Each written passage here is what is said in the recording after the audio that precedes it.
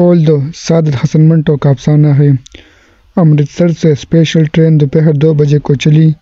8 گھنٹوں کے بعد مغل پورہ پہنچی۔ راستے میں کئی آدمی مارے گئے، متعدد زخمی اور کچھ ادھر ادھر بھٹک گئے۔ صبح 10 بجے کیمپ کی ٹھنڈی زمین پر جب سراج الدین نے آنکھیں کھولی اور اپنے چاروں طرف مردوں اور عورتوں اور بچوں کا ایک متلاطم سمندر دیکھا تو اس کی سوچنے کی قوت اور بھی ضعیف ہو گئی۔ وہ دیر تک کھلے آسمان کو ٹکٹکی باندھے دیکھتا رہا۔ یوں تو کیمپ میں ہر طرف شور برپا تھا، لیکن بوڑھے سراج الدین کے کان جیسے بند تھے، اسے کچھ سنائی نہیں دیتا تھا۔ کوئی اسے دیکھتا تو یہ خیال کرتا کہ وہ کسی گہری فکر میں غرق ہے۔ اسے کچھ سنائی نہیں دیتا تھا، اس کے ہوش و حواس شل تھے، اس کا سارا وجود خلا میں معلق تھا۔ گدلے آسمان کی طرف بغیر کسی ارادے کے دیکھتے دیکھتے سراج الدین کی نگاہیں سورج سے ٹکرائی۔ تیز روشنی اس کے وجود کے رگ اور ریشے میں اتر گئی اور وہ جاگ اٹھا۔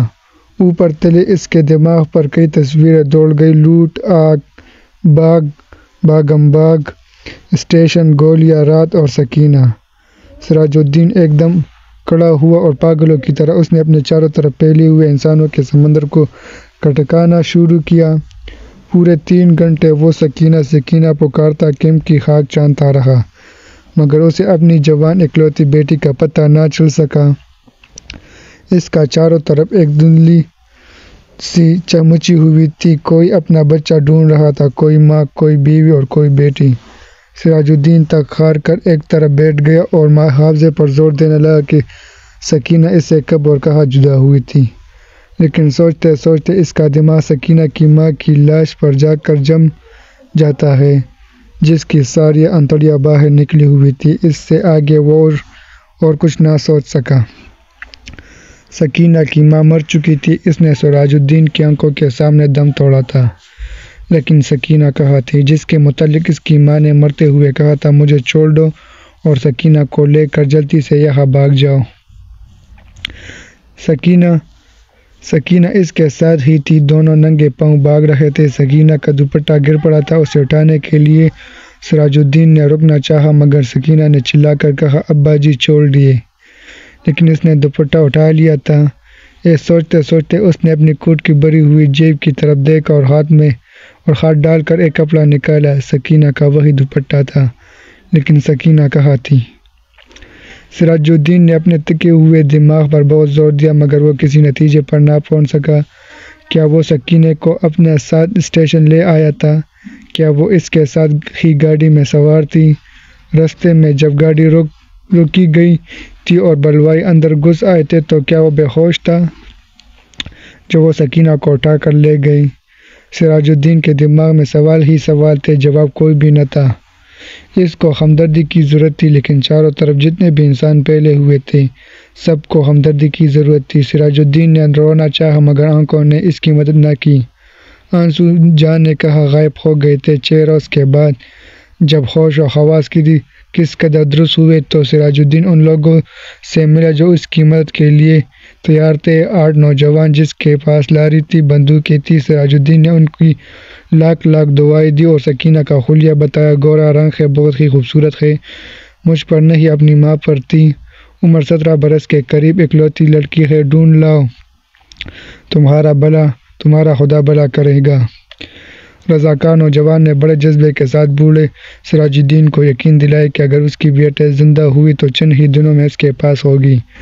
8 نوجوانوں نے کوشش کی، جان ہتھیلی پر رکھ کر وہ امرتسر گئے۔ کئی عورتیں، کئی مردوں اور کئی بچوں کو نکال کر انہوں نے محفوظ مقام پر پہنچا دیا۔ 10 روز گزر گئے، مگر انہیں سکینہ نہ ملی۔ ایک روز وہ اسی خدمت کے لیے لاری پر امرتسر جا رہے تھے کہ چہرٹا کے پاس سڑک پر انہیں ایک لڑکی دکھائی دی۔ لاری کی آواز سن کر وہ بھٹکی اور بھاگنا شروع کر دیا اور رضاکاروں نے موٹر روکی اور سب کے سب اس کے پیچھے بھاگے۔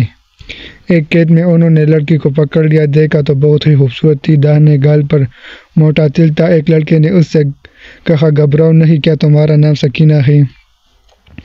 لڑکی کا رنگ اور بھی زرد ہو گیا، اس نے کوئی جواب نہ دیا، لیکن جب تمام لڑکوں نے اسے دم دلاسا دیا تو اس کی وحشت دور ہوئی۔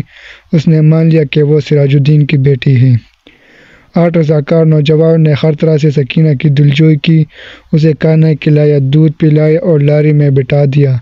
ایک نے اپنا کوٹ اتار کر اسے دے دیا کیونکہ دوپٹہ نہ ہونے کے باعث وہ بہت الجھن محسوس کر رہی تھی اور بار بار باہوں سے اپنے سینے کو ڈھانپنے کی کوشش میں مصروف تھی۔ کئی دن گزر گئے، سراج الدین کو سکینہ کی کوئی خبر نہ ملی۔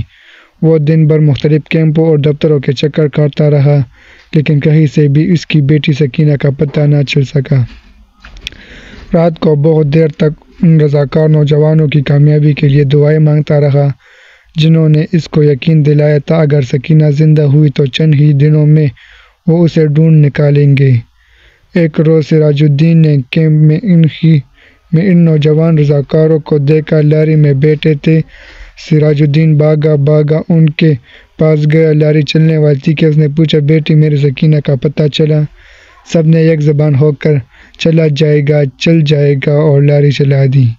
سراج الدین نے ایک بار پھر ان نوجوانوں کی کامیابی کے لیے دعا مانگی اور اس کا جی کس قدر ہلکا ہو گیا۔ شام کے قریب کیمپ میں جہاں سراج الدین بیٹھا تھا اس کے پاس ہی کچھ گڑبڑ سی ہوئی۔ 4 آدمی کچھ اٹھا کر لا رہے تھے۔ اس نے دریافت کیا تو معلوم ہوا کہ ایک لڑکی ریلوے لائن کے پاس بے ہوش پڑی تھی، لوگ اسے اٹھا کر لائے ہیں۔ سراج الدین ان کے پیچھے ہو لیا۔ لوگوں نے لڑکی کو اسپتال والوں کے سپرد کیا اور چلے گئے۔ کچھ دیر بعد ایسے ہی اسپتال کے باہر گڑے ہوئے لکڑی کے کھمبے کے ساتھ لگ کر کھڑا رہا، پھر آہستہ آہستہ اندر چلا گیا۔ کمرے میں کوئی نہیں تھا، ایک اسٹریچر تھا جس پر ایک لاش پڑی تھی۔ سراج الدین چھوٹے قدم اٹھاتا اس کی طرف بڑھا۔ کمرے میں دفاتر روشنی ہوئی۔ سراج الدین نے لاش کے زرد چہرے پر چمکتا ہوا تل دیکھا اور چلایا، سکینہ۔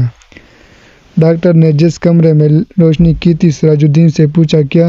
سراج الدین کے حلق سے صرف اس قدر نکل سکا، جی میں اس کا باپ ہوں۔ ڈاکٹر نے اسٹریچر پر پڑی ہوئی لاش کی طرف دیکھا، اس کی نبض ٹٹولی اور سراج الدین سے کہا، کھڑکی کھول دو۔ سکینہ کے مردہ جسم میں جنبش ہوئی، بے جان ہاتھوں سے اس نے اظہار بند کھولا اور شلوار نیچے سرکا دیا۔ بوڑھا سراج الدین خوشی سے چلایا، زندہ ہے میری بیٹی، زندہ ہے۔ ڈاکٹر سر سے پیر تک پسینے میں غرق ہو گیا۔